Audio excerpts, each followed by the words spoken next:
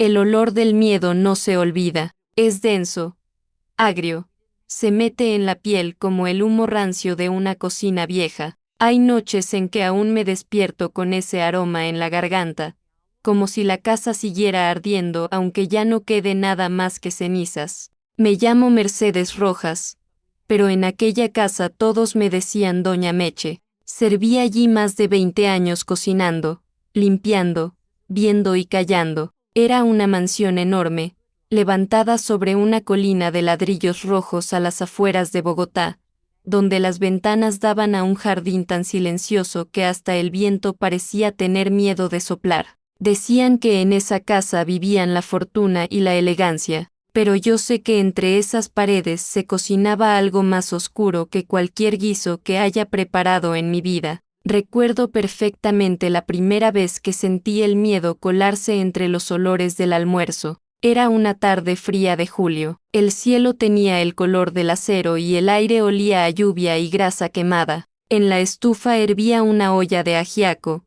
y el vapor empañaba los cristales de la cocina. De pronto, un grito, corto, seco, femenino, venía del piso de arriba. Después, un golpe algo pesado cayendo y luego el silencio. Un silencio tan espeso que podía cortarse con el cuchillo con el que yo picaba la cebolla. Me quedé inmóvil. El reloj de pared marcaba las 4:30, y el tic-tac parecía retumbar en mis sienes como si me contara los segundos de mi cobardía. Subí 2 escalones y me detuve. No era la primera vez que escuchaba gritos en esa casa, pero aquella vez fue diferente. Había algo en el tono, en la manera en que la voz se quebró, que me hizo entender sin necesidad de ver que allá arriba estaba ocurriendo algo irreparable. A través de la puerta de la cocina, podía ver reflejos de luz en el pasillo, sombras moviéndose. Luego, la voz de don Esteban,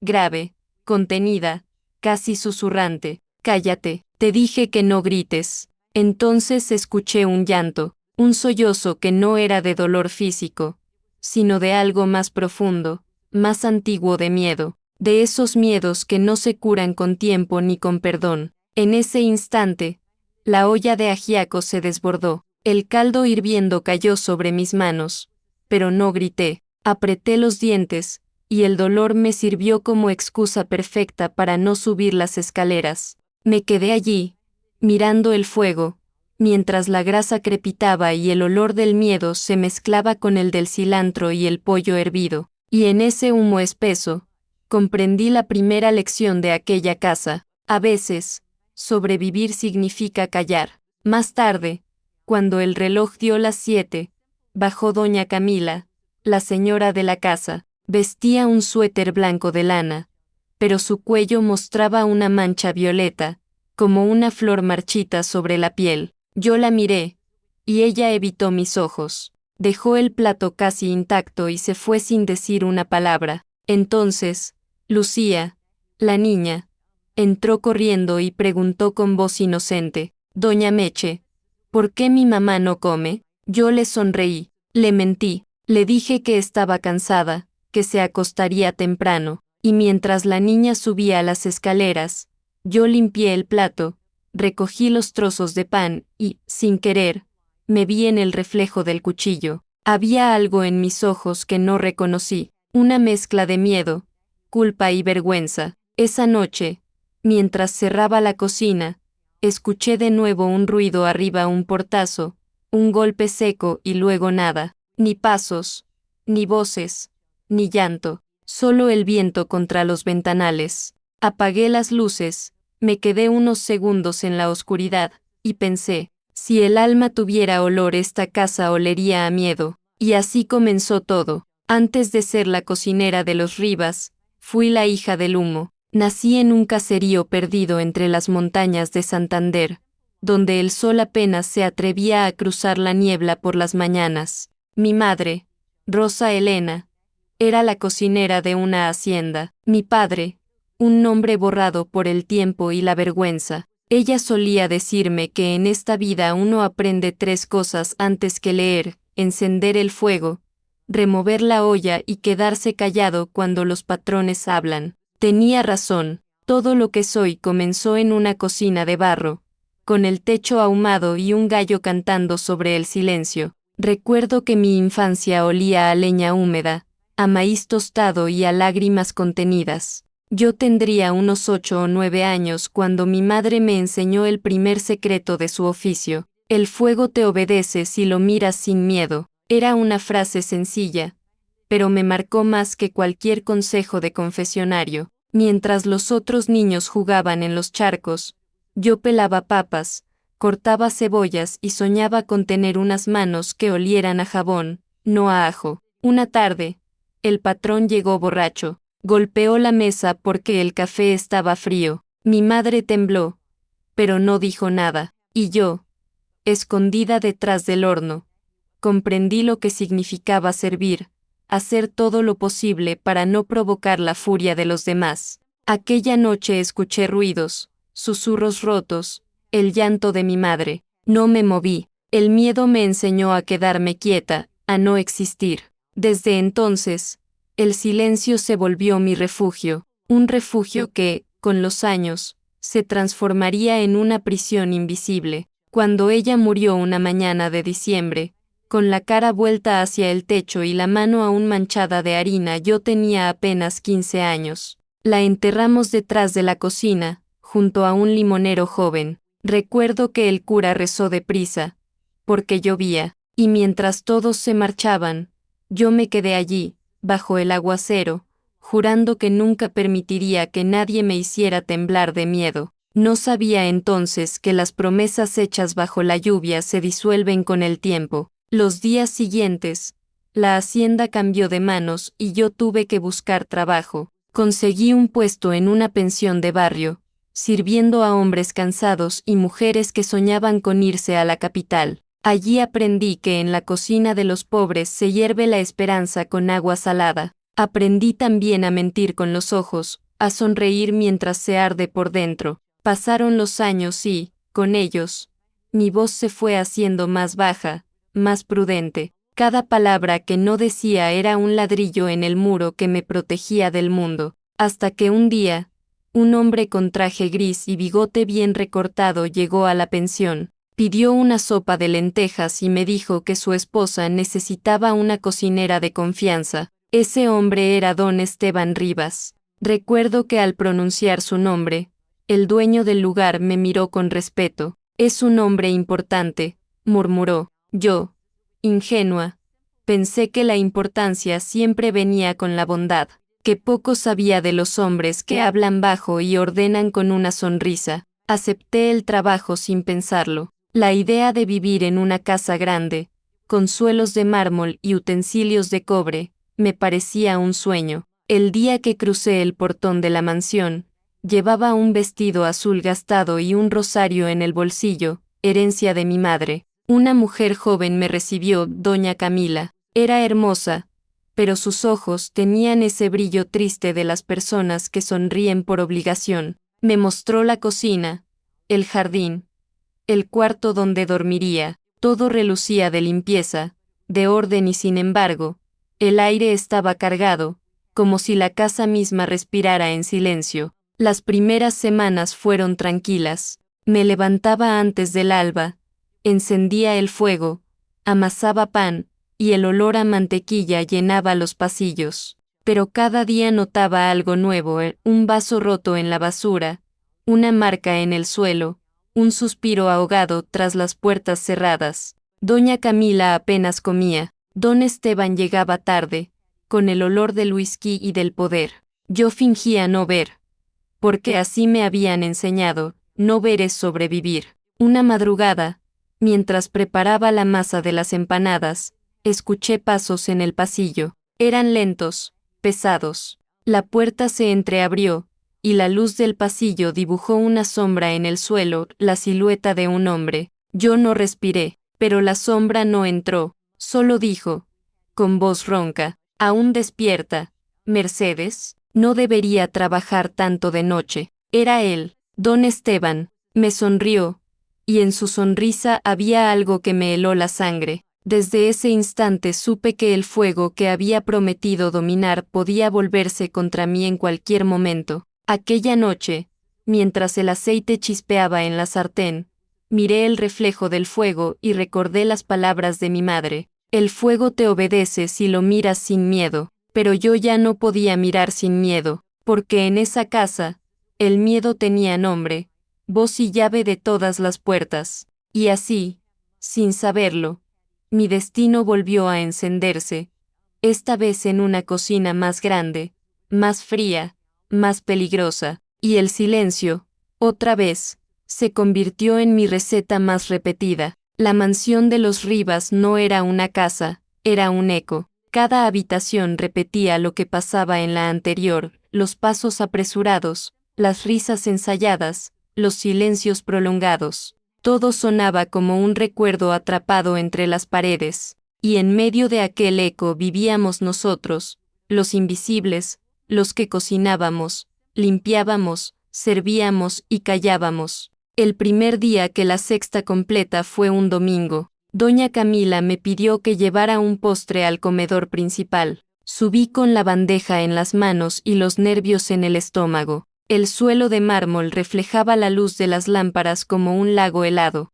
En las paredes, retratos antiguos, hombres con bigote y uniforme, mujeres con corsés imposibles observaban todo con una mirada muda y severa. Aquel lugar olía a cera, a dinero viejo y a algo más, una mezcla de perfume caro y miedo reciente. Don Esteban estaba de pie, junto al ventanal, leyendo el periódico. Cuando me vio, sonrió sin levantar la vista. Déjelo sobre la mesa, Mercedes dijo con esa voz grave que parecía venir de otro cuerpo. Obedecí. Al pasar cerca, noté el aroma del tabaco inglés y del poder. Era un olor que impregnaba la ropa, las paredes, las conciencias. Doña Camila, en cambio, estaba sentada, con los ojos bajos. Vestía un vestido color marfil, precioso, pero su muñeca asomaba debajo de la manga con un moretón del tamaño de una moneda. Ella intentó cubrirlo con la servilleta, pero yo ya lo había visto, y lo peor no fue verlo, sino pretender que no existía. Después de esa comida, algo en la casa cambió. El aire se volvió pesado, como si cada palabra pronunciada costara esfuerzo. Por las noches, mientras yo lavaba los platos, escuchaba los gritos amortiguados que venían del piso superior. A veces, la vajilla temblaba en mis manos. Otras veces, el miedo me dejaba sorda, y siempre, al final, el mismo sonido, una puerta cerrándose con fuerza y el silencio que seguía, tan profundo que dolía en los oídos. Una madrugada, no aguanté más la curiosidad ni la angustia. Apagué el fogón y subí las escaleras de madera, que crujían como si se quejaran de mis pasos. El pasillo estaba en penumbra, apenas iluminado por una lámpara de aceite. La puerta del dormitorio principal estaba entreabierta.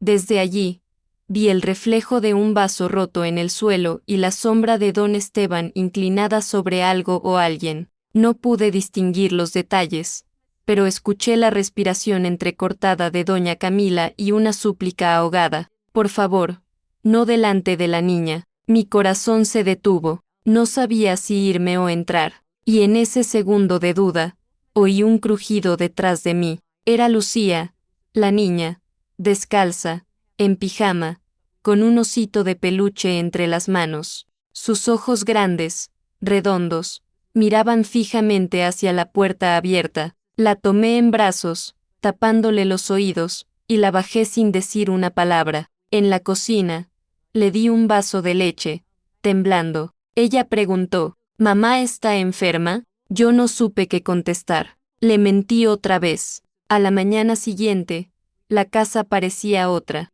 todo limpio, ordenado, perfecto. Doña Camila llevaba lentes oscuros y una bufanda, aunque hacía calor. Don Esteban silbaba bajito, leyendo sus papeles. Parecían actores en una obra que todos conocíamos, pero nadie se atrevía a interrumpir. En el comedor, el eco de los cubiertos contra los platos era el único sonido real. Cada tintineo me taladraba la cabeza. Los demás empleados, el jardinero, la mucama, el chofer habían aprendido el mismo idioma que yo, el del silencio, un idioma sin conjugaciones ni adjetivos, solo gestos mínimos, miradas fugaces. A veces, cuando la señora pasaba cerca, todos fingíamos ocuparnos de algo urgente. Era nuestra manera de protegerla, aunque en el fondo sabíamos que era inútil. El monstruo vivía dentro de la casa y tenía las llaves de todas las puertas.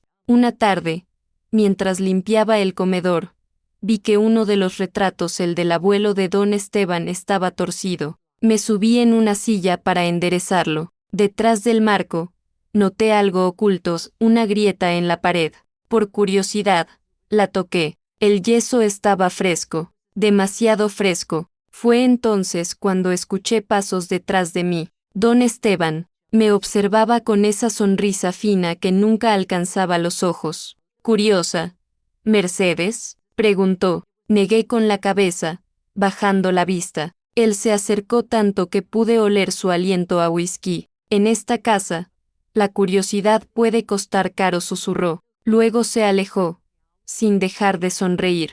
Esa noche no dormí. Desde ese día, empecé a notar cosas pequeñas, pero reveladoras. Puertas cerradas con llave desde fuera, perfume de mujer en los pasillos a medianoche, una carta quemada a medias en la chimenea, y un espejo roto en el baño de la señora, cubierto con una toalla. Cada detalle era una advertencia muda, un mensaje que nadie quería leer. Y, sin embargo, había algo más aterrador que los gritos o los golpes. El silencio posterior, ese silencio perfecto, ordenado, donde todo parecía normal. Allí se escondía la verdadera violencia, la que no deja moretones sino cicatrices invisibles. Una noche, cuando la ciudad dormía, me acerqué a la ventana de la cocina. A lo lejos, los faroles encendidos parecían ojos vigilando la casa. Pensé en mi madre, en su voz cansada,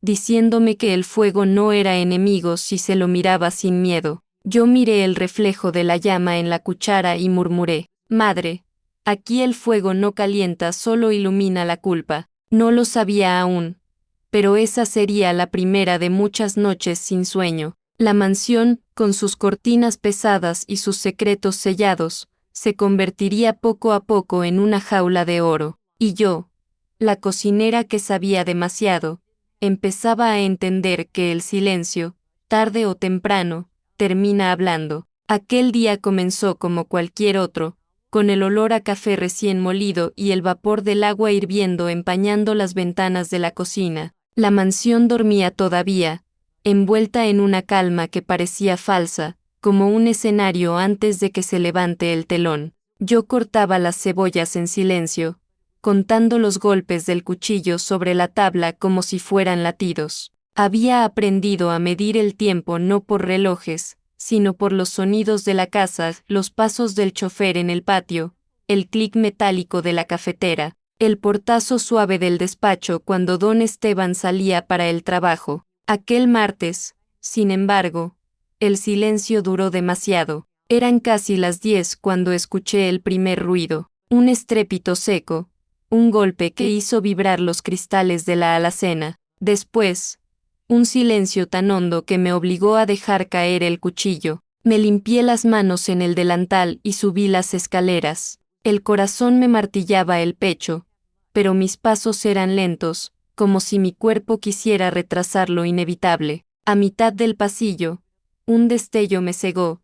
La puerta del comedor estaba entreabierta, y en el suelo brillaban los fragmentos de un plato roto. Entré. El aire estaba denso, con ese olor agrio que deja el miedo mezclado con perfume. Doña Camila estaba de pie, junto a la mesa, con las manos temblando. Sus ojos estaban hinchados, la mejilla izquierda roja, y en el borde de su boca una línea de sangre se mezclaba con el carmín. Don Esteban, en cambio, parecía una estatua. Llevaba el saco abierto, el rostro tenso, los puños cerrados. Me miró con esa calma falsa de los hombres que creen tener derecho a todo. Se cayó el plato, dijo, sin levantar la voz. Nada más, ninguna explicación, solo una orden implícita: recoger, limpiar, callar. Me agaché en silencio, recogiendo los trozos del plato. Uno de ellos tenía un borde afilado,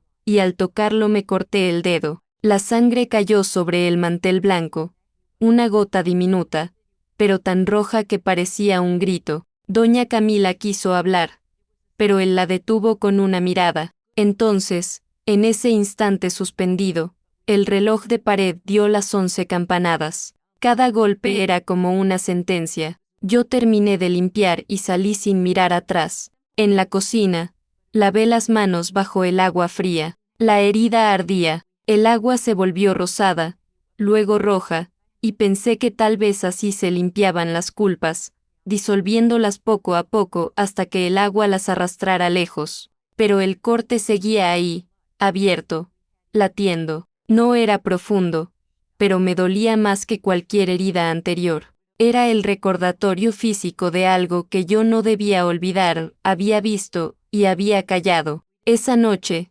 doña Camila bajó a la cocina. Vestía un camisón gris y una chaqueta de lana. Parecía más joven bajo la luz amarilla de la lámpara, pero también más frágil. Se sentó en una silla, apoyó los codos sobre la mesa y habló sin mirarme. A veces pienso que si rompo algo quizás él se rompa también. No supe qué contestar. El vapor del hervidor subía entre las dos, formando una neblina que nos separaba. Ella continuó: «Usted es buena, Mercedes. Lo veo en sus ojos. Pero hay cosas que no se pueden ver ni contar». Se levantó despacio, dejó un billete sobre la mesa como si me pagara por mi silencio y salió sin decir adiós. Cuando el sonido de sus pasos se perdió en el pasillo, me di cuenta de que el billete estaba manchado con una línea de carmín. Pasaron los días. La casa entera parecía contener la respiración. Los empleados hablaban menos que nunca.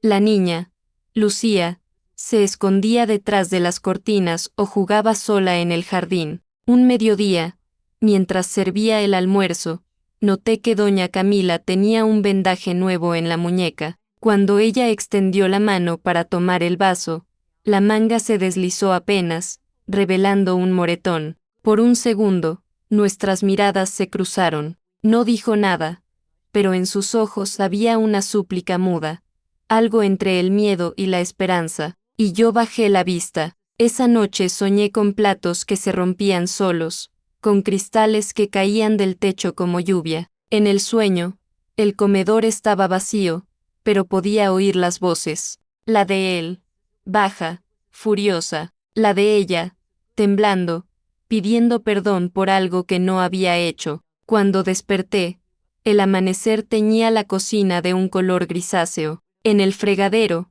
el mismo plato roto que había recogido días atrás me pareció mirarme desde el fondo del agua. No sé por qué no lo tiré. Lo guardé en un cajón, como si conservarlo fuera una forma de recordar que yo también había sido cómplice. Una tarde, mientras preparaba café, escuché la voz de don Esteban en el despacho. Hablaba por teléfono, alterado. Dijo algo sobre escándalos, sobre mantener las apariencias. Luego, el golpe de un puño contra la mesa. El sonido me hizo estremecer.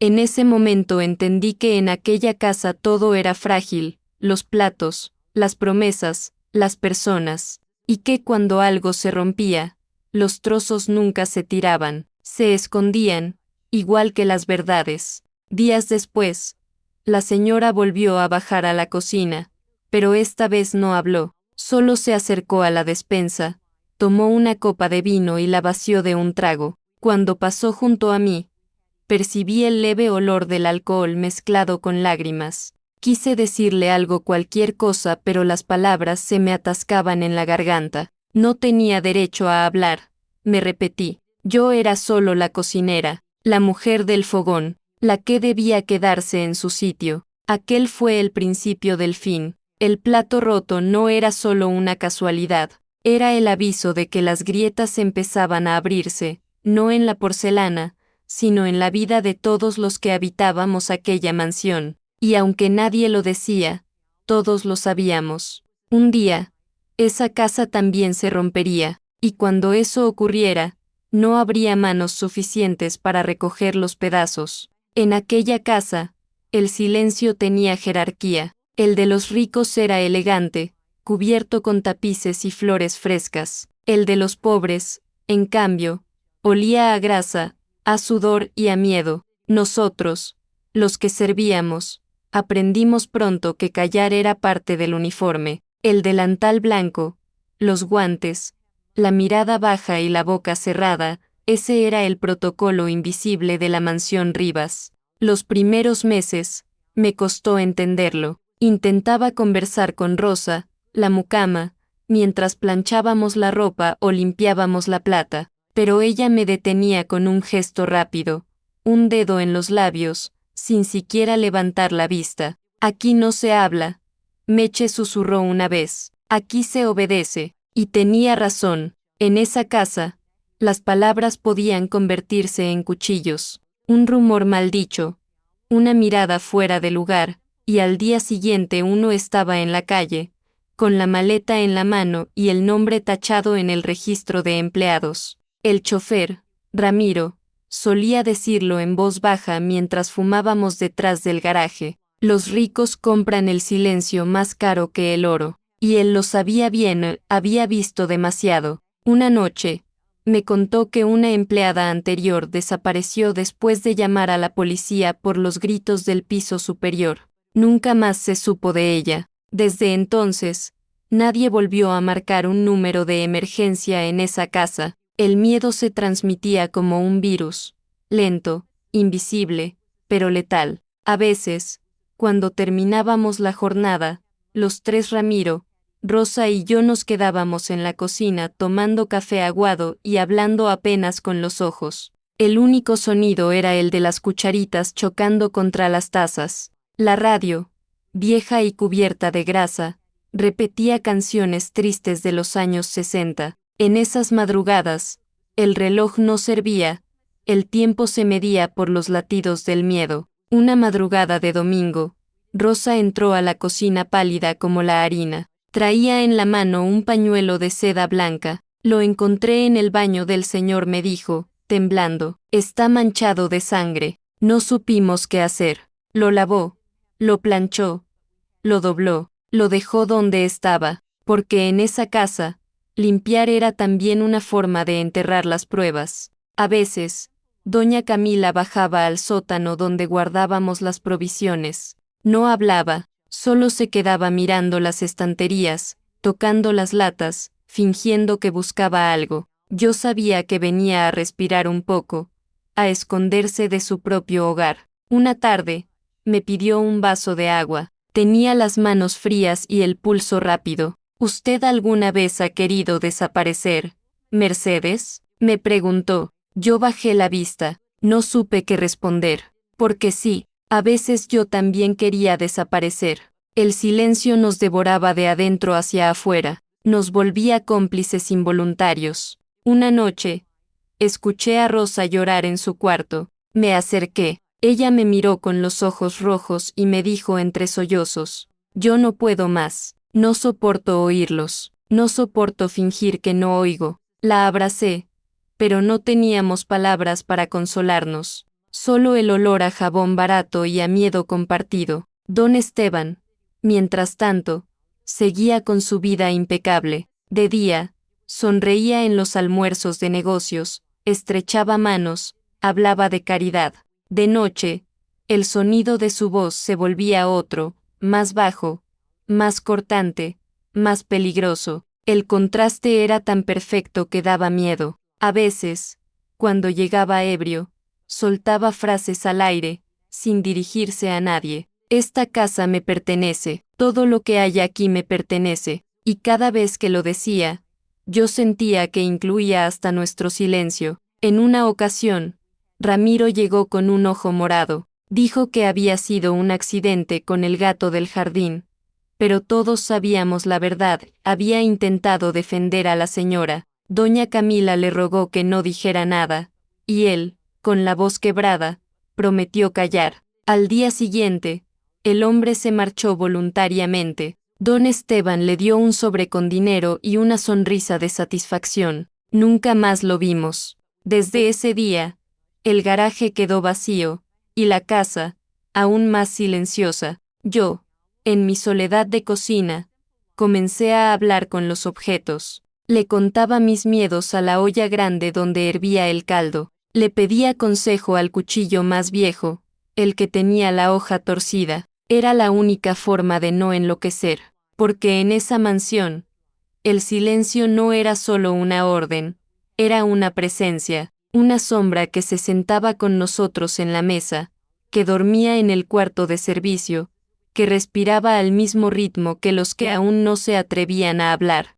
Una tarde, el viento tumbó un florero en el vestíbulo. El ruido fue tan fuerte que corrí a ver qué había pasado. Don Esteban bajó las escaleras furioso. ¿Quién hizo eso?, rugió. Nadie respondió, ni Rosa, ni yo. El florero estaba roto, el agua mezclada con pétalos en el suelo. Él miró los fragmentos, luego a nosotras. Su mirada se detuvo en mí, y dijo, a veces las cosas se rompen cuando no se las cuida.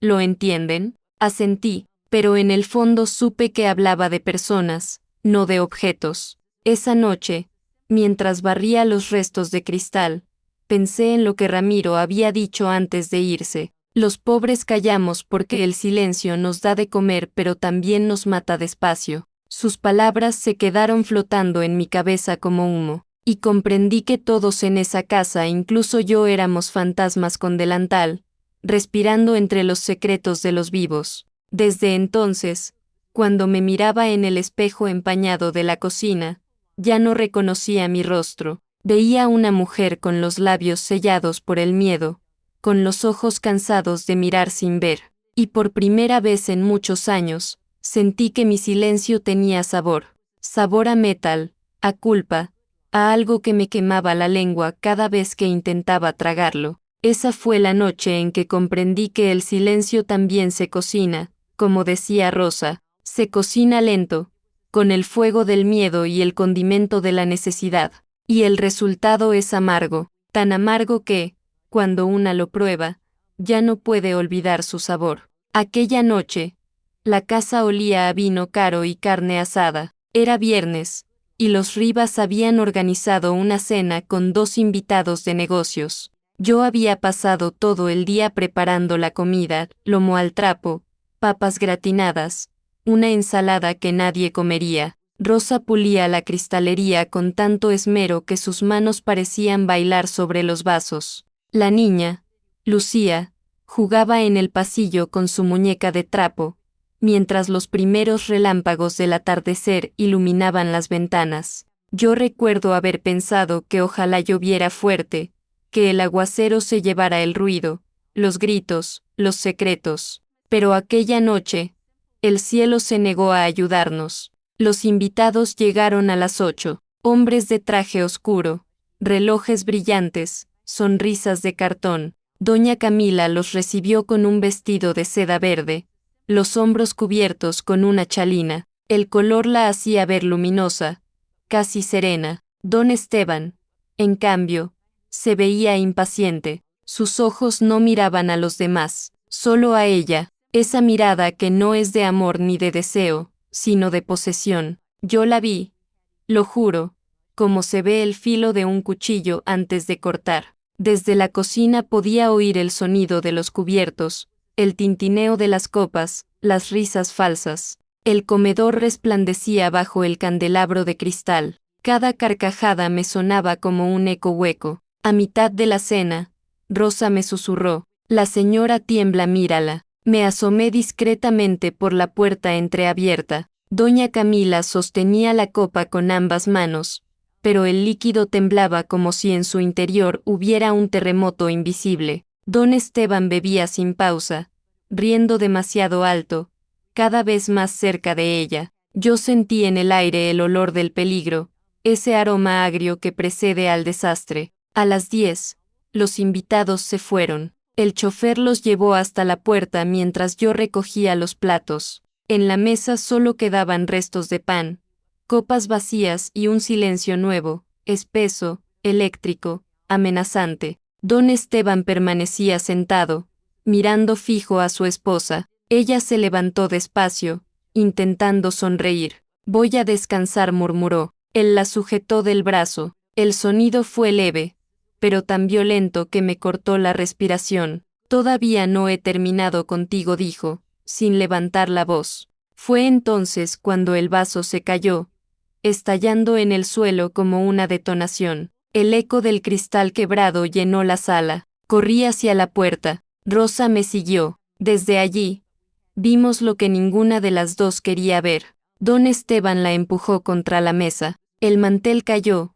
Los platos rodaron. Doña Camila intentó zafarse, pero él la sujetó con una mano mientras la otra buscaba su rostro. Ella gritó, un grito ahogado, de esos que parten en dos el alma. Yo me paralicé. Rosa, temblando, me susurró, haz algo, Meche, pero mis pies no se movieron. Era como si el suelo me hubiera tragado, como si mis piernas pesaran lo mismo que toda mi vida de miedo. Solo el fuego de la cocina seguía ardiendo detrás de mí, como un testigo silencioso. El sonido del golpe llegó después. Uno solo, seco, luego, un vaso rodando, y el llanto. Lucía apareció en las escaleras, en pijama, con los ojos abiertos de par en par. Mamá, gritó. Corrí hacia ella y la abracé con fuerza. No la dejé mirar.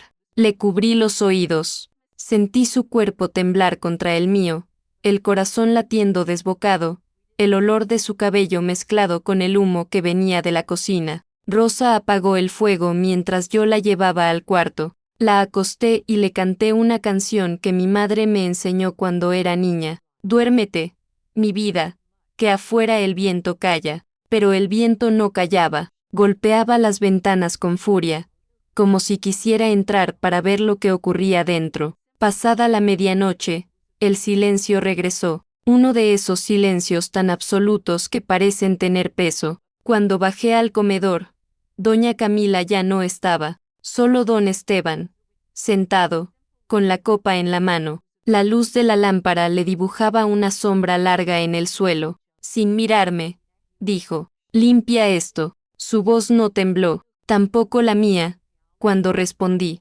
sí, señor. Recogí los platos, los vidrios, las migas, los pedazos del mantel rasgado, y mientras lo hacía, pensé que no existía jabón suficiente en el mundo para lavar aquella escena. A la mañana siguiente, el comedor lucía impecable, las cortinas nuevas, la mesa reluciente, el olor a lavanda disimulando la tragedia. Doña Camila bajó tarde, con un pañuelo en el cuello, me pidió té. Cuando le serví la taza, noté que sus manos estaban cubiertas de pequeños cortes, como si hubiera intentado defenderse. Ella me miró y dijo con una voz que no parecía suya, gracias, Mercedes, no hable de lo de anoche, por favor. Asentí, pero mientras revolvía el azúcar en la taza, las lágrimas se me mezclaron con el vapor. Ese día, Rosa no volvió al trabajo, se marchó sin despedirse, dejando el uniforme colgado detrás de la puerta. Yo me quedé sola, con la casa, con el fuego, con el eco, y con la certeza de que todos los silencios que guardamos terminan convirtiéndose en una sola cosa, culpa. Las semanas siguientes, cada ruido me sobresaltaba, el golpe de una puerta, el sonido del agua en las cañerías, el viento moviendo las cortinas. Vivía alerta, como si esperara un nuevo estallido. Doña Camila hablaba menos que nunca, y la niña empezó a dormir conmigo en el cuarto de servicio. En las noches, Lucía se despertaba sobresaltada y me decía, soñé que mi mamá gritaba. Yo le acariciaba el pelo y le mentía. Fue solo el viento, mi amor, solo el viento, pero ambas sabíamos que no era el viento. A veces, cuando la casa estaba en calma, el recuerdo del ruido del vaso roto volvía a mí. Ese sonido se me había quedado grabado como un eco dentro del pecho. Era el símbolo de algo que no podía recomponerse, de una vida que se había fracturado para siempre. Y en el fondo, lo sabía, ese no sería el último ruido. Esa casa, la mansión de los Rivas, aún tenía muchos gritos por callar. Lucía empezó a cambiar después de aquella noche. Tenía apenas 8 años, pero sus ojos ya conocían un tipo de tristeza que no pertenecía a los niños. A veces la encontraba sentada junto a la ventana del pasillo, mirando hacia el jardín como si esperara que alguien viniera a rescatarla. Otras veces, subía al balcón del segundo piso y se quedaba allí, inmóvil, mirando la ciudad lejana que brillaba entre la neblina. Yo la observaba desde abajo, con el corazón encogido, temiendo que el viento o el dolor la empujaran a caer. El balcón era su refugio. Cada tarde, cuando el sol comenzaba a hundirse detrás de los cerros, Lucía se sentaba allí con su muñeca de trapo, Clara, a quien le hablaba como si fuera una amiga real. Sus palabras eran suaves, pero siempre cargadas de una melancolía que helaba el aire. Clara, mamá ya no canta. Antes me cantaba en las noches, pero ahora se queda callada. Yo la escuchaba desde la cocina, sin atreverme a interrumpirla. Era como si la niña repitiera mi propio silencio, pero en versión más pura, más inocente, más cruel. Una tarde de abril, el cielo se oscureció de repente. La tormenta llegó sin aviso, los truenos rugieron y el viento golpeaba las persianas. Salí al corredor a cerrar las ventanas y la vi, allí arriba, en el balcón, con el vestido pegado al cuerpo por la lluvia. Lucía, grité. Entra, mi vida. Te vas a enfermar. Ella no se movió. Sus pies descalzos estaban sobre la baranda, y la muñeca colgaba de una mano. Doña Meche me dijo sin mirarme, si salto, ¿mamá me buscará en el cielo? Sentí que el alma se me caía al suelo. Corrí escaleras arriba, el corazón martillando, los zapatos mojados resbalando sobre el mármol. Cuando llegué al balcón, ella seguía allí, pero su mirada ya no estaba en el jardín sino en el cielo, fijo en las nubes negras que se abrían como heridas. La tomé por los brazos y la abracé con fuerza. Su cuerpo temblaba. No digas eso, mi amor, no digas eso nunca. Ella escondió la cara en mi cuello y empezó a llorar. Papá grita mucho y mamá no me mira. No supe qué contestar. Solo la apreté más fuerte, sintiendo su llanto empaparme la blusa. El trueno siguiente nos envolvió, y por un momento pensé que el cielo también lloraba con ella. Esa noche la llevé a dormir conmigo, como tantas otras veces. Le preparé un vaso de leche tibia y le conté una historia inventada, sobre una niña que podía hablar con los pájaros y pedirles que la llevaran donde quisiera. Lucía sonrió apenas. Antes de cerrar los ojos, murmuró, si yo pudiera volar, me iría con mamá donde no haya gritos. Aquella frase me atravesó como un cuchillo. Le acaricié el cabello hasta que se quedó dormida. Luego me quedé despierta, mirando el techo, preguntándome en qué momento el amor se convertía en miedo dentro de una casa. Con el tiempo, doña Camila comenzó a ausentarse de la habitación de la niña. Pasaba las tardes encerrada, sin recibir visitas, escribiendo algo en una libreta que guardaba bajo llave. A veces bajaba con gafas oscuras incluso de noche.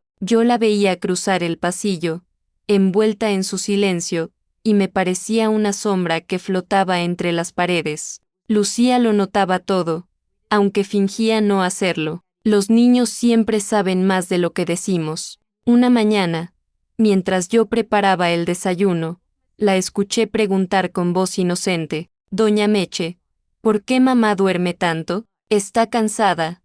Mi vida. ¿Y por qué papá le grita cuando se cansa? No respondí. El silencio volvió a llenar la cocina, tan espeso que hasta el fuego pareció apagarse. Una tarde, doña Camila entró sin aviso. Traía un pequeño sobre en la mano, cerrado con cera roja. Mercedes, si alguna vez me pasa algo, guarde esto, me dijo, con la voz quebrada. Llévelo a la policía, prométalo. ¿Pasa algo, señora? Pregunté. Ella me miró largo rato, con una tristeza tan profunda que me dolió sostener su mirada. No, todavía, susurró, pero pasará. Dejó el sobre en mis manos, frío, pesado, y se marchó. Yo lo guardé en la alacena, detrás del frasco de canela. Esa noche, no pude dormir. Cada vez que cerraba los ojos, veía el sobre arder entre las llamas del fogón. Mientras tanto, Lucía seguía refugiándose en su balcón. A veces le llevaba una manta, otras un plato de galletas. Ella me recibía con una sonrisa triste. Doña Meche, ¿usted tiene hijas? No, mi amor. Entonces quédese conmigo. Así somos familia. Esas palabras me quebraron. En un impulso, la abracé, sintiendo que en ese instante la niña me adoptaba como madre sin decirlo. Desde ese día, juré en silencio protegerla, aunque fuera a escondidas. Era una promesa que me pesaría para siempre. Una noche, mientras el viento rugía, escuché un portazo arriba, luego, pasos apresurados. Subí con miedo. En el pasillo, Lucía estaba de pie frente a la puerta de sus padres, apretando su muñeca contra el pecho. No quiero que mamá llore, dijo. Intenté llevarla a su cuarto, pero la puerta se abrió de golpe. Doña Camila salió, pálida, con los labios partidos. Cuando vio a la niña, se agachó y la abrazó con desesperación. Todo está bien, mi amor, todo está bien. Era mentira, pero en su voz había tanta ternura que por un momento quise creerle. Don Esteban apareció detrás, con la camisa desabrochada, la mirada vidriosa de alcohol. Vuelve adentro, ordenó. Ella se incorporó sin soltar a la niña. No, esta vez, dijo en un hilo de voz. Yo la miré, sorprendida. Era la primera vez que le oía responderle, pero su valentía duró solo unos segundos. Él la tomó del brazo, la arrastró hacia adentro y cerró la puerta de un golpe. El llanto de Lucía se mezcló con el sonido del trueno. Esa noche supe que el balcón, ese pequeño refugio de aire libre, se había convertido en el único lugar donde todavía podían respirar. Los días siguientes,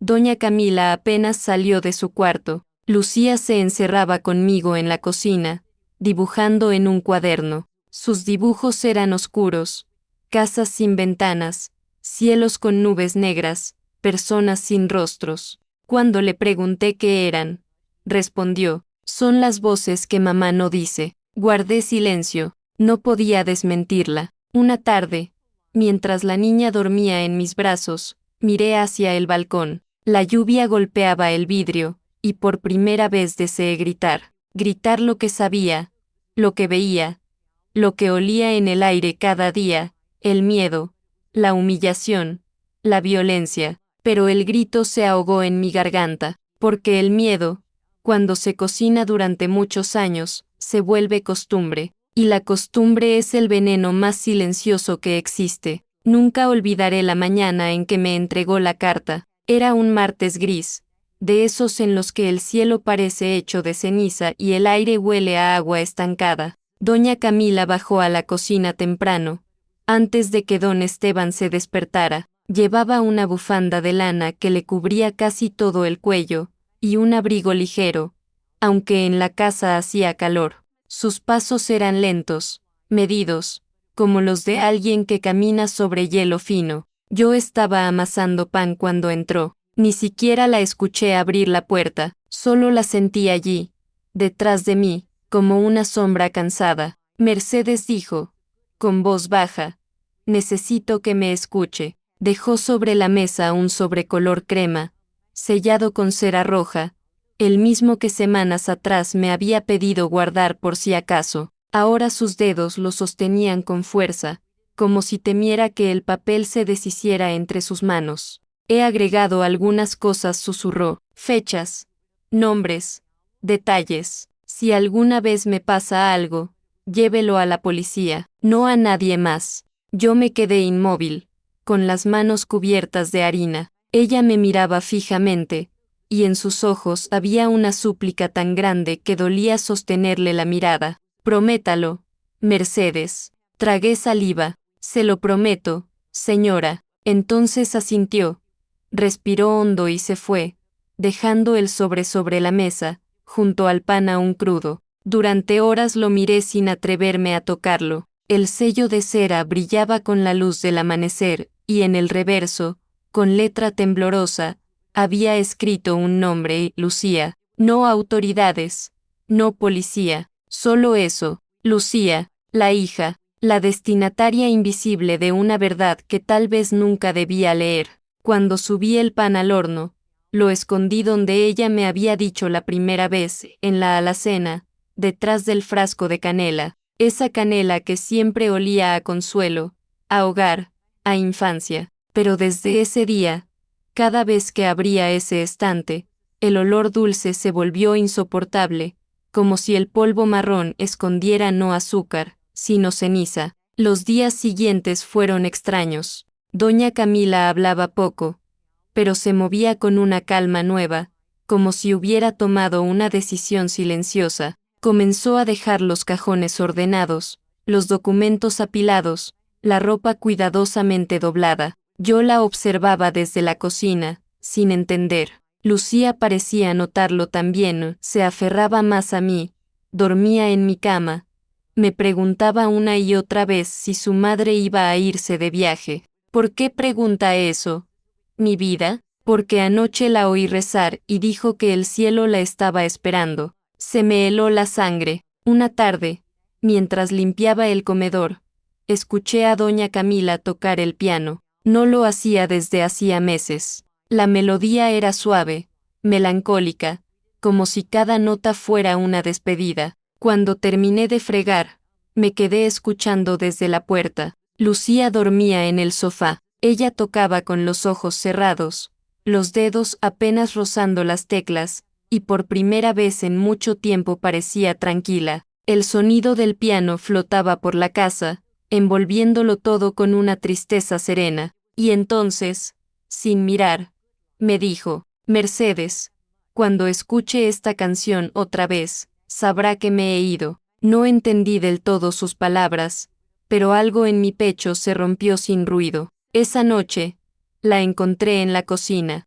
Estaba descalza, con una copa de vino en la mano, mirando las llamas del fogón. Su sombra se proyectaba en la pared, larga, temblorosa. ¿Sabe lo que más duele?, me dijo sin volverse. No son los golpes, es tener que inventar una sonrisa cada mañana para que mi hija no vea el monstruo que duerme conmigo. Me quedé en silencio, con el cucharón en la mano. Usted no está sola, señora. Ella sonrió con amargura. Todos decimos eso, Mercedes, hasta que el miedo toca nuestra puerta. Apagó el fuego y se fue. Yo me quedé oliendo el humo, escuchando el chisporroteo del aceite apagado, como si la cocina me hablara en un idioma que solo el silencio entiende. Al día siguiente, la casa amaneció más fría. Don Esteban salió temprano, sin despedirse. Doña Camila preparó a Lucía para el colegio y la besó en la frente 3 veces,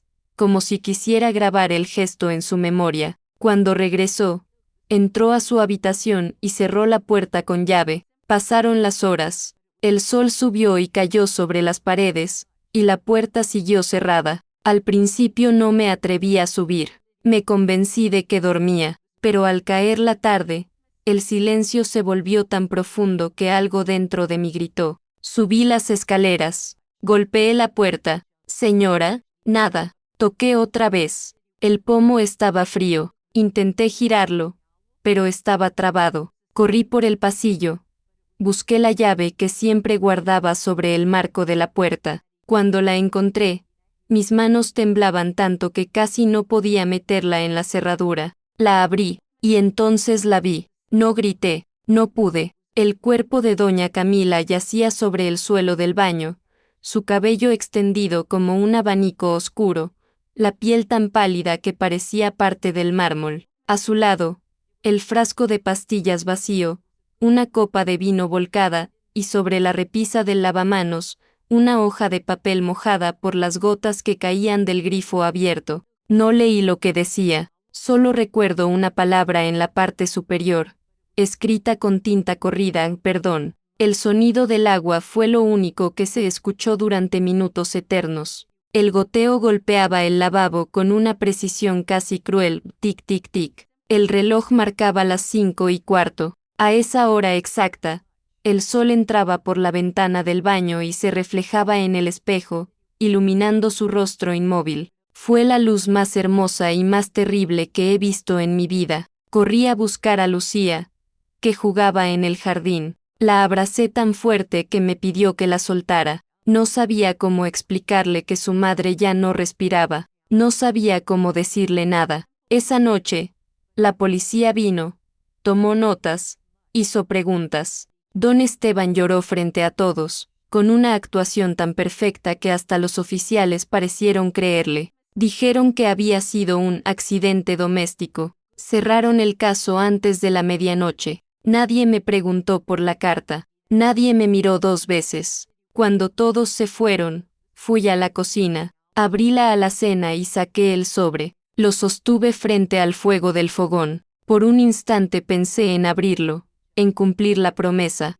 pero la voz de doña Camila resonó en mi cabeza: prométalo, Mercedes. Y la promesa era clara: solo si le pasaba algo. Le había pasado, y aún así, mis manos no se movieron. El miedo me paralizó, el mismo miedo de siempre: perder el trabajo, perder el techo, perder la poca seguridad que me quedaba, el miedo de los pobres, ese que se hereda como el apellido. Apagué el fuego, guardé el sobre otra vez y cerré la alacena. El olor a canela llenó el aire, dulce y cruel, y mientras el reloj marcaba las 6, entendí que acababa de convertirme en cómplice de un crimen silencioso. Esa noche, por primera vez en muchos años, recé. No pedí perdón, no pedí consuelo, solo que el olor de la canela se borrara de mi memoria, pero no se borró, nunca se borró. Esa fue la noche en que el silencio se volvió una criatura viva, se arrastraba por los pasillos, se colaba por debajo de las puertas, se sentaba a la mesa con nosotros.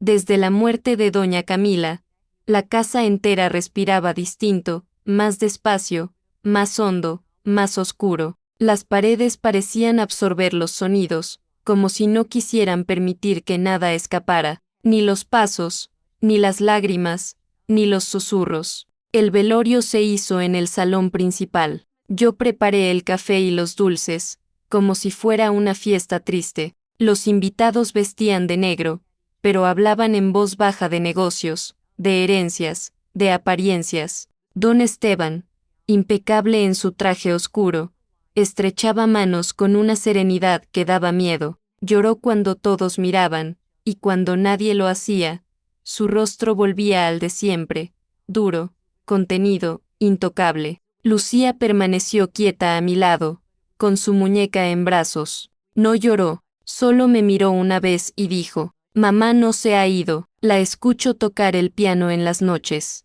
Pensé que deliraba, pero esa misma madrugada lo oí yo también. A las 3:30, el sonido del piano bajó del piso superior, notas suaves, casi suspiros, que parecían venir de muy lejos. Me levanté, temblando. El pasillo estaba en penumbra, y el aire, más frío que nunca. Subí las escaleras con el corazón en la garganta. El piano seguía sonando, pero cuando abrí la puerta del salón de música, el instrumento estaba cubierto con una sábana blanca. Nadie lo tocaba, y aún así, las cuerdas seguían vibrando, como si un viento invisible las meciera. Me acerqué, levanté la sábana, y el sonido cesó de golpe. Lo único que quedó fue el eco, suspendido en el aire. Lucía apareció detrás de mí, descalza, con los ojos abiertos de par en par. Le dije que era mamá, murmuró. Vino a despedirse. La abracé. No sabía si lo que había oído era real o si la culpa ya me estaba volviendo loca, pero en mi interior supe que esa música era un mensaje, no de consuelo, de reproche. Al día siguiente, don Esteban nos reunió en el comedor. Su voz sonó fría, práctica, como quien dicta un horario. A partir de ahora, todo vuelve a la normalidad, dijo. Lucía seguirá sus estudios, y ustedes harán su trabajo como siempre. No quiero lágrimas, ni rumores. Asentimos en silencio, pero la palabra normalidad cayó sobre nosotras como una piedra. Nada volvería a ser normal en esa casa. Los días siguientes fueron una procesión de rutinas vacías. El olor del perfume de doña Camila aún flotaba en los pasillos, mezclado con el de la cera y el polvo. Por las noches, yo escuchaba pasos en el pasillo, muy suaves, como si alguien caminara descalzo. A veces, al despertar, encontraba el piano destapado, con una sola tecla hundida. Lucía dormía conmigo, abrazada a su muñeca, y en los sueños murmuraba el nombre de su madre. El aire del cuarto sabía a lágrimas secas y miedo. Una noche, mientras lavaba los platos, escuché algo romperse en el piso de arriba, un ruido fuerte, un golpe seco. Corrí escaleras arriba. La puerta del estudio estaba entreabierta. Don Esteban estaba dentro, frente a la chimenea. En el suelo, el retrato de doña Camila yacía boca abajo, el cristal hecho añicos. Él me miró, los ojos encendidos, el vaso de whisky aún en la mano. ¿Qué mira, Mercedes?, preguntó, arrastrando las palabras. Nada, señor, eso espero, dijo, porque en esta casa, mirar demasiado puede ser peligroso. Después arrojó el vaso al fuego. Las llamas se avivaron, y su rostro se iluminó como el de un demonio satisfecho. Bajé corriendo, el corazón a punto de estallar. Esa noche no dormí. Me senté frente a la alacena y miré el frasco de canela, sabiendo que dentro de ese hueco oscuro estaba el secreto que podría cambiarlo todo. El sobre de doña Camila seguía allí, intacto. Mi promesa pesaba más que el miedo, pero el miedo pesaba más que la justicia. A veces cerraba los ojos e imaginaba lo que podría haber dentro, fechas, pruebas, nombres. Pero en lugar de valentía, lo único que sentía era la mano invisible del miedo empujándome hacia el silencio. Pasaron las semanas. Don Esteban empezó a salir con más frecuencia, siempre bien vestido, con olor a colonia y triunfo. La gente lo admiraba por haber sabido sobreponerse a la tragedia. La casa volvió a llenarse de flores, de visitas, de falsos elogios. Solo Lucía parecía seguir atrapada en otra realidad. Cada tarde se sentaba al piano, tocando la misma melodía una y otra vez, la que su madre había tocado el último día. Sus dedos eran pequeños, torpes, pero el sonido era puro, casi doloroso. ¿Quién te enseñó esa canción, Lucía?, le pregunté. Mamá, me la canta en los sueños. No supe qué responder. La dejé tocar, porque era la única forma en que la niña seguía respirando. Una noche, cuando ya todos dormían, la melodía volvió a sonar. Subí sin hacer ruido. El piano estaba vacío, pero las teclas se movían solas, una a una, lentas, precisas. El aire olía a vino y a perfume de lavanda, el mismo que doña Camila usaba antes de dormir. Y en ese instante lo comprendí. El silencio de aquella casa no era ausencia de sonido, era un lenguaje, una advertencia, una promesa que aún no había terminado de cumplirse. Me arrodillé frente al piano, las manos temblando. El sobre de la alacena pesaba en mi conciencia como una piedra. Sus palabras: si me pasa algo, llévelo a la policía, me taladraban el oído. Pero el miedo, el maldito miedo, seguía sujetándome la lengua. Entonces el viento entró por la ventana, golpeando las cortinas, y por un momento juraría que oí su voz, suave, lejana, casi maternal. Ya no calles, Mercedes. Y el piano se detuvo. Al amanecer, bajé a la cocina. El sobre seguía allí.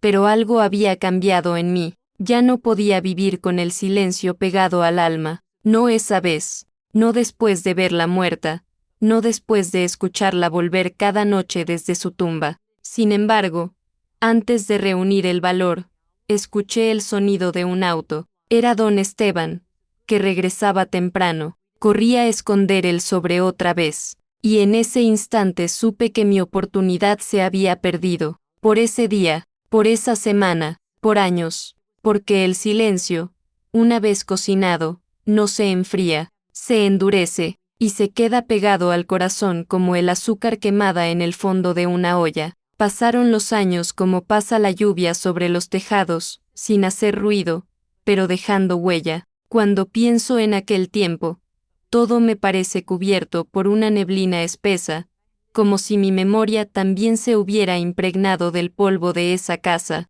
Después de la muerte de doña Camila, nada volvió a tener color. Los días eran grises, los olores más débiles, y el sonido del piano, aquel que seguía sonando en mi cabeza, se había convertido en un rumor constante que me acompañaba incluso cuando dormía. Don Esteban envejeció sin perder su arrogancia, su cabello se volvió blanco, pero su voz seguía siendo la misma, fría, cortante, infalible. Lucía creció bajo su sombra, primero tímida, luego distante. A los 15 años ya casi no hablaba.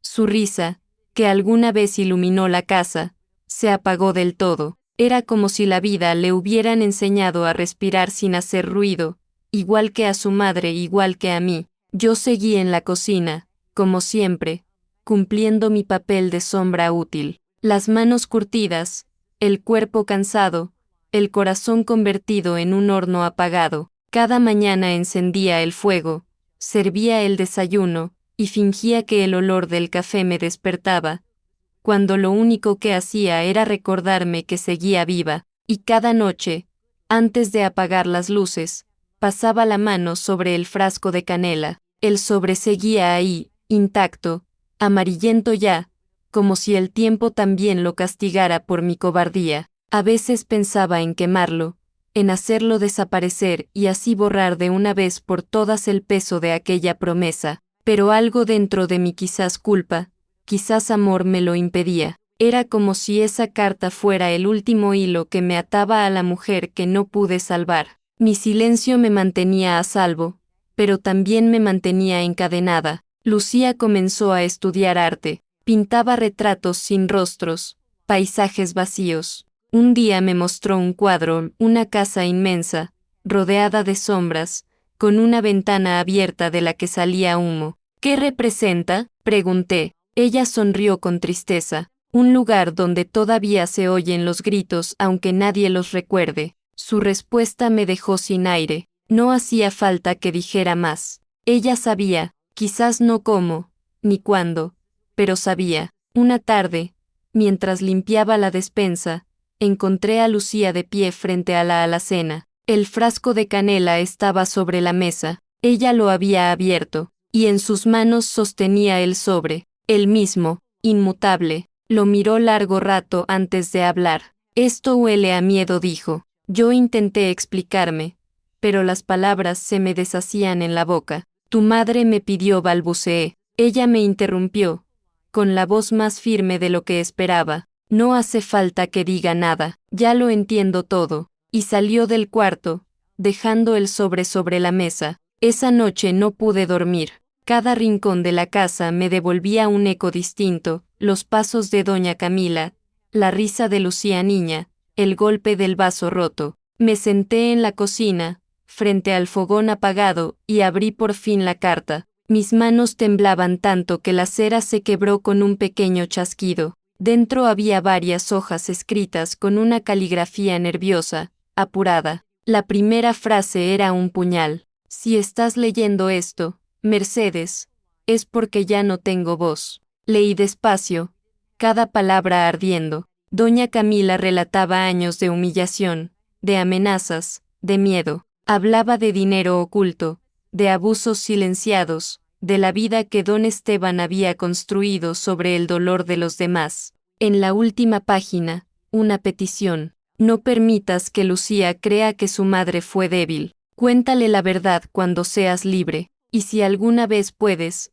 haz que él pague. Lloré durante horas. Las lágrimas caían sobre el papel, borrando la tinta. Era como si cada palabra se disolviera en mis manos, como si la carta no quisiera perdonarme. La doblé con cuidado y la guardé otra vez, pero ya no detrás de la canela. La puse dentro de mi Biblia, entre el Salmo 91, el que habla de refugio y de sombras. Esa noche, por primera vez, supe lo que significaba el verdadero silencio. No era callar por miedo, sino callar por vergüenza. Lucía se marchó de la casa poco después. Le dijo a su padre que había sido aceptada en una escuela en el extranjero. Él no la detuvo, le dio dinero y un beso en la frente como si la despidiera de una vida que nunca le importó. Yo la acompañé hasta el coche. Antes de subir, me abrazó. Gracias por cuidarme, doña Meche. Perdóname, hija. Ella me miró, con los mismos ojos tristes de su madre. Ya no hay nada que perdonar, pero algún día, alguien tendrá que hablar. Y se fue. La casa se quedó vacía, inmensa, silenciosa. Don Esteban enfermó poco después. El poder no lo protegió del cuerpo que envejece. Lo cuidé hasta el final, no por compasión, sino porque la costumbre también se vuelve una cadena. Cuando murió, la mansión quedó en herencia para Lucía. Yo me quedé unos meses más, sola, cocinando para nadie, hablando con los ecos. A veces, en las noches de lluvia, creía escuchar a doña Camila tarareando su canción desde el piso de arriba. Entonces encendía una vela, abría la Biblia y leía su carta en voz alta, para que su historia no se perdiera. Era mi penitencia, mi redención tardía. Los años me fueron quitando la fuerza, pero no la memoria. Con cada arruga, con cada amanecer gris, el peso del pasado se hacía más ligero, como si finalmente alguien o algo me perdonara. Lucía volvió una vez, ya mujer. Llevaba un abrigo largo y una serenidad nueva. Entró en la cocina, respiró hondo y dijo, «Huele igual». Yo le sonreí. El olor nunca se va, solo cambia de lugar. Nos quedamos en silencio un rato, y luego ella puso una carpeta sobre la mesa. «Es un expediente», me explicó. «Todo lo que mamá escribió, más lo que yo he descubierto». Me miró a los ojos. «Voy a contarlo, todo». Yo asentí, sintiendo que, al fin, el silencio que me había acompañado toda la vida comenzaba a resquebrajarse. Esa noche dormí sin miedo. Soñé con una cocina nueva, con paredes limpias, sin ecos. Soñé con doña Camila sonriendo, con Lucía niña corriendo entre las ollas, con el piano sonando por última vez. Y al despertar, por primera vez en décadas, no olí canela, solo aire fresco, el aire de una casa donde, por fin, alguien había decidido hablar. Ahora lo sé, los secretos no mueren, solo esperan. Esperan en los cajones cerrados, en las paredes, en los silencios que uno cree haber olvidado. Y cuando el cuerpo envejece, cuando el miedo se va volviendo pequeño y la culpa crece como una raíz envenenada, esos secretos regresan. Regresan para pedirte una sola cosa, que los digas en voz alta. Tenía 72 años cuando sentí que ya no podía callar más. Vivía sola en una casita modesta, al borde del barrio San Cristóbal. Mis manos, deformadas por la artritis, apenas podían sostener la cuchara con la que removía el café, pero aún recordaban cada detalle de la cocina de los Rivas, el olor del vino, el sonido de la vajilla, el color de la sangre en el mantel blanco. A veces, por las noches, me despertaba creyendo que seguía allí, que don Esteban iba a aparecer en la puerta con su voz de trueno, pero todo eso ya era pasado. Él estaba muerto, y aún así, su sombra seguía viva en mi garganta. Una mañana, mientras limpiaba la mesa, sexta una carta deslizarse por debajo de la puerta. El sobre llevaba mi nombre, escrito con la misma letra redonda de la niña que una vez abracé entre mis brazos, Lucía Rivas. Dentro había una invitación, una exposición de arte titulada El eco de los que callaron, y en la parte inferior, una frase: «Venga, doña Meche, esta vez, la voz será nuestra». Tardé 2 días en decidirme. Cuando llegué a la galería, el lugar estaba lleno. Las paredes blancas estaban cubiertas de cuadros enormes, todos en tonos grises y ocres. Cada lienzo mostraba una habitación de la vieja mansión, el comedor, el pasillo, la cocina, y en cada uno,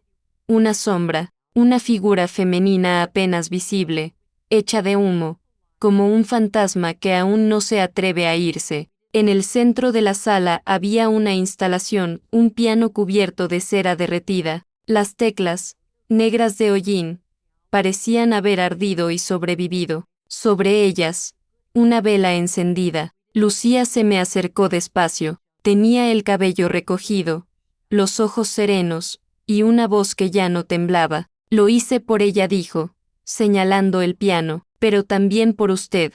No supe qué responder. Las lágrimas me nublaron la vista. Ella me tomó las manos. Ahora puede hablar, doña Meche. Nadie más tiene poder sobre nosotras. Y entonces lo entendí, su arte era su venganza, pero también su redención. La mía, en cambio, tenía que ser pronunciada. Esa noche no dormí. Sentí que la carta de doña Camila me quemaba dentro de la Biblia, como si reclamara salir. La saqué y la puse sobre la mesa. Le hablé en voz alta, como si ella pudiera oírme. Perdóname, Camila, tardé toda una vida, pero voy a hacerlo. Tomé un cuaderno y empecé a escribir. Al principio, las palabras salían torpes, rotas. Después, el torrente fue imparable, nombres, fechas, lugares, todo lo que había visto y callado. Escribí hasta que salió el sol. El papel temblaba bajo mi mano, pero mi voz, por primera vez, no. Al mediodía fui al despacho de un periodista local. Un joven con mirada atenta y grabadora vieja me recibió con educación. ¿En qué puedo ayudarla, señora? Saqué la carta y mi cuaderno. Quiero contarle una historia de una casa donde el silencio mataba más que las manos. Él me escuchó durante horas, sin interrumpirme. Cuando terminé, guardó silencio, no por miedo, sino por respeto. Publicaremos todo, dijo finalmente. Es lo justo. Salí del edificio con el corazón ligero. El aire olía a pan recién hecho y a lluvia. Por primera vez en décadas, el olor no me recordó a culpa, sino a libertad.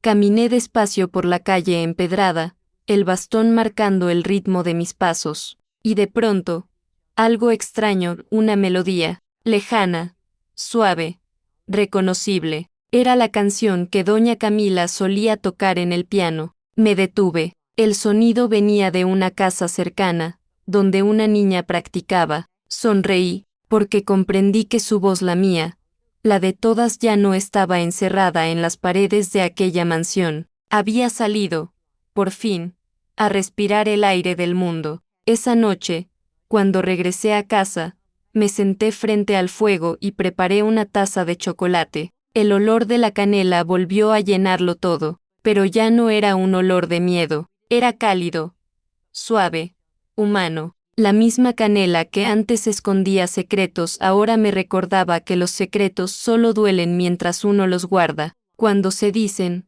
se convierten en fuego que limpia. Escribí una última línea en mi cuaderno. He hablado, ya no soy la cocinera que sabía, soy la mujer que, al fin, se atrevió a decirlo. Después apagué la vela y cerré los ojos. Y en el silencio que siguió, no hubo culpa, ni miedo, ni fantasmas, solo la sensación de que, al fin, el alma podía descansar. Lucía tenía 34 años cuando el artículo salió publicado. El titular ocupaba toda la portada del periódico local. El silencio de la mansión Rivas, una historia de poder, abuso y miedo. Debajo, una foto en blanco y negro mostraba la fachada de la casa que la había visto crecer, aquella donde el miedo tenía olor a vino y a canela. Yo, desde mi pequeña casa en San Cristóbal, sostenía el periódico con las manos temblorosas. El nombre de doña Camila aparecía por fin,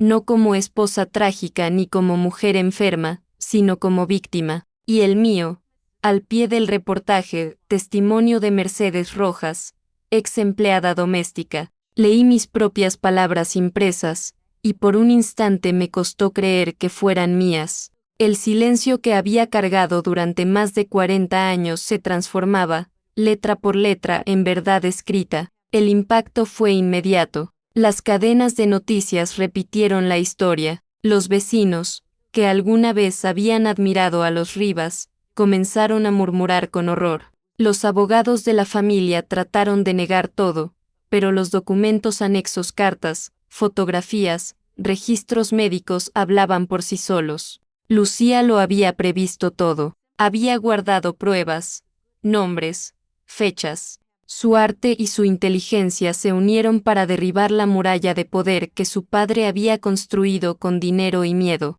Los periódicos internacionales recogieron el caso. Algunos lo llamaron el escándalo del silencio, Otros, la casa de las voces rotas. Pero Lucía no buscaba fama, solo justicia, una justicia que no se mide en tribunales, sino en memoria. Cada entrevista suya terminaba con la misma frase: el silencio no es inocente, el que calla también sostiene al verdugo. La antigua mansión fue clausurada. Los jueces ordenaron una investigación sobre la fortuna de los Rivas, descubriendo cuentas ocultas, sobornos y un largo historial de impunidad. Por primera vez, el apellido dejó de ser un escudo. La casa, abandonada, se convirtió en símbolo. Un grupo de mujeres propuso transformarla en un refugio para víctimas de violencia doméstica. Lucía aceptó, pero con una condición: nada se pinta de nuevo, las paredes deben conservar las grietas, que hablen. Y así fue. Cada mancha, cada sombra, se quedó donde estaba, convertida en testigo. El día de la inauguración, el sol caía tibio sobre las ventanas. Lucía me llevó en silla de ruedas. Mis piernas ya no podían sostenerme, pero mi corazón sí. Había flores blancas en la entrada y una placa de bronce con una inscripción: Casa Camila Rivas, donde el silencio se convierte en voz. Lucía dio un discurso breve, sin lágrimas, con una voz firme y clara. Esta casa fue un lugar de miedo, hoy será un lugar de comienzo, porque cuando una mujer rompe el silencio, todas las que estuvieron antes de ella también despiertan. La gente aplaudió. Yo cerré los ojos y, por un instante, creí oír el sonido del piano. Esa misma melodía que durante años había sido un susurro de culpa, ahora sonaba como un himno, una música sin miedo. Después del acto, Lucía me llevó a la cocina. Todo seguía igual: la mesa de madera, las baldosas viejas, la estufa de hierro fundido. Solo el aire era diferente, más liviano, más humano. Me dejó sola unos minutos. Yo miré el estante donde antes guardaba el frasco de canela. Ya no estaba. En su lugar, una pequeña vela encendida. Su llama titilaba despacio, sin prisa. Saqué del bolso la carta original de doña Camila, la misma que había dormido años dentro de mi Biblia. La coloqué sobre la mesa, junto a la vela. La cera se derritió lentamente sobre el papel, sellando de nuevo su superficie, pero esta vez no para ocultar sino para proteger. Dije en voz baja: descansa, Camila, ya hablamos por ti. Lucía regresó y me abrazó. Sentí su respiración tranquila contra mi hombro. En sus ojos, la misma mezcla de fuerza y ternura que había tenido su madre. ¿Siente que fue suficiente?, me preguntó. No hay justicia suficiente para los muertos, hija, respondí, pero hay paz para los vivos. Ella sonrió, y por primera vez, su sonrisa no tuvo sombra. Al caer la tarde, salimos al jardín. El cielo se encendía en tonos dorados, y el viento traía olor a pan recién horneado desde la panadería de la esquina. Lucía empujaba mi silla despacio. Ninguna de las dos habló. No hacía falta. El silencio, por fin, ya no era enemigo, era descanso, era libertad. Esa noche, cuando regresé a mi casa, encendí una vela frente a la ventana. El fuego danzaba con calma, reflejándose en mis ojos cansados. Tomé mi cuaderno y escribí las últimas palabras que la vida me dictó. El silencio tardó, pero habló, y su voz, aunque vieja, aunque temblorosa, aún puede encender fuego. Cerré el cuaderno, apagué la vela y me quedé mirando la oscuridad. Pero era una oscuridad distinta, no la del miedo, la del reposo, la del fin. El olor del ajiaco volvió a llenar la casa. No el ajiaco de las primeras noches, aquel que hervía entre el miedo y las lágrimas, sino uno nuevo, más sereno, cocinado por otras manos. Las manos de Lucía, firmes y suaves, que removían la sopa con paciencia, dejando que el vapor subiera hasta tocar las viejas vigas del techo, donde antes se escondían los ecos del dolor. Yo la observaba desde la mesa de la cocina. Mi cuerpo ya era apenas una sombra, cansado, sostenido por la memoria más que por los huesos. El sol de la tarde entraba por la ventana, dibujando un resplandor dorado sobre el rostro de Lucía. En ese instante comprendí algo que tardé toda una vida en entender. El fuego no siempre destruye, a veces, también purifica. Lucía puso 3 platos sobre la mesa, el primero frente a mí, el segundo frente a ella y el tercero, vacío, frente al asiento donde doña Camila solía sentarse cuando bajaba a la cocina para huir del mundo. Encendió una vela pequeña al lado del plato y dijo, «Para mamá». Su voz no tembló, yo asentí, y por un momento, el aire se volvió tibio, familiar, como si el pasado entero se hubiera detenido para mirarnos. El ajiaco humeaba, y el olor a cilantro y papa amarilla me trajo recuerdos que creí haber olvidado. Las tardes en que doña Camila bajaba descalza, con una taza de té entre las manos. La risa de Lucía niña, rodando por el suelo de la cocina, y el primer día que yo encendí aquel fuego, sin imaginar que algún día sería testigo de su renacimiento. ¿Sabe, doña Meche?, dijo Lucía, rompiendo el silencio, cuando cocino, siento que mamá está conmigo, como si cada hervor fuera una palabra que ella nunca pudo decir. Tal vez lo sea, respondí, tal vez el fuego también hable. Ella me miró, con ternura, y sonrió. Su sonrisa tenía algo de todas las mujeres que habían habitado esa casa, algo de fuerza, algo de herida, algo de amor. Comimos despacio, sin prisa, dejando que cada cucharada se mezclara con la memoria. Afuera, el viento movía las hojas del jardín, y las sombras del atardecer entraban por la ventana como si quisieran sentarse a cenar con nosotras. Lucía levantó la copa y brindó, por las que hablaron tarde pero hablaron. Yo la imité, y el sonido de las copas chocando fue limpio, puro, tan distinto al estallido del vaso roto que marcó el inicio de todo. Ese sonido fue, para mí, la verdadera absolución. Después, Lucía se levantó y trajo un pequeño cuaderno. Era mi viejo cuaderno de notas, aquel donde había escrito mi confesión antes de entregarla al periodista. Lo abrió por la última página y leyó en voz alta. He hablado, ya no soy la cocinera que sabía, soy la mujer que, al fin, se atrevió a decirlo. Sus ojos se humedecieron. Usted me enseñó a no tener miedo, dijo. Yo negué con suavidad. No, hija, tú me enseñaste a que hablar también puede ser una forma de amar. El fuego del fogón se consumía lentamente, lanzando chispas pequeñas que bailaban en el aire. Cada una parecía llevarse un recuerdo, una culpa, una pena. El silencio que siguió no fue vacío, sino pleno, un silencio que no dolía, que abrazaba, el silencio de las cosas que, por fin, encuentran su lugar. Cuando terminamos de comer, Lucía tomó mi mano. ¿Está cansada?, sí, dije, pero es un cansancio bonito. Me llevó hasta la puerta para que respirara el aire fresco. El cielo estaba pintado de naranja, y los últimos rayos del sol caían sobre las paredes de la antigua mansión, ahora transformada en refugio. Ni una sola ventana estaba cerrada, todas abiertas, como bocas que por fin podían respirar. Nos quedamos allí, en silencio, hasta que las luces de la ciudad empezaron a encenderse. Lucía apretó mi mano y murmuró, «Gracias por quedarse hasta el final».